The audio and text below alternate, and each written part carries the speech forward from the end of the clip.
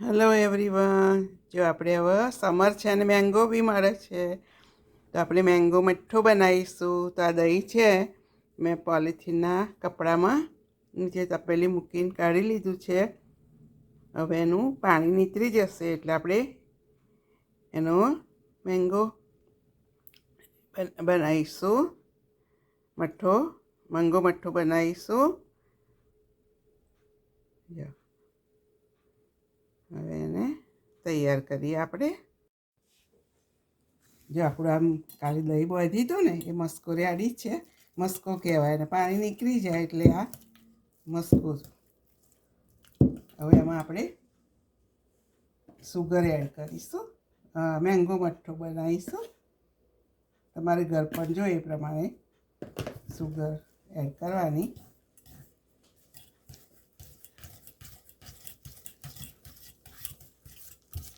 Electric bitter હોય તો એનાથી કરો તોય ચાલે. અને આ શ્રીખંડ જેવો બહુ કઠણ ના હોય, ઢીલો જ કરવાનો આપણે સહેજ.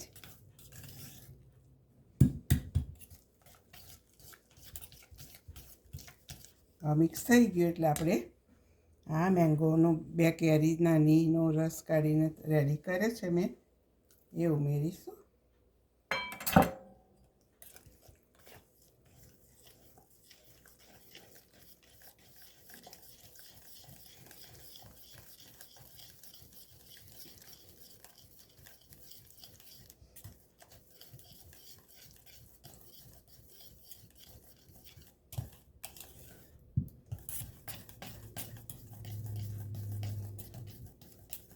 પેલાનાથી જલ્દી થઈ જાય, આમાં થોડી વાર લાગે.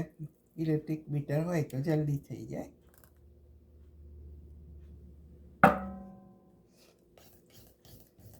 છે પણ હવે હેન્ડ નીચેથી કરી.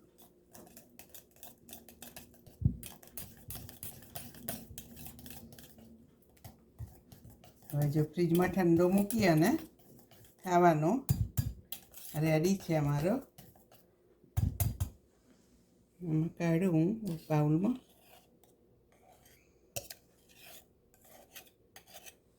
આ બધું સરસ સ્પીડમાં થઈ જાય. ઘેર બનાવો તો ચોખ્ખું મળે, સરસ મળે, સસ્તું પડે બધું. જો આ કાજુ છે, બદામ છે અને પિસ્તા છે. પૂરી, રોટલી, ભાખરી જેની જોડે આપણે ઘરમાં તો ખાઈએ ચાલે. જો અમારું આ મેંગો મઠ્ઠો રેડી છે. બધા અમારી રેસીપી ગમે તો લાઈક કરો, શેર કરો, સબસ્ક્રાઈબ કરો અને બધા બનાવો. C you next video.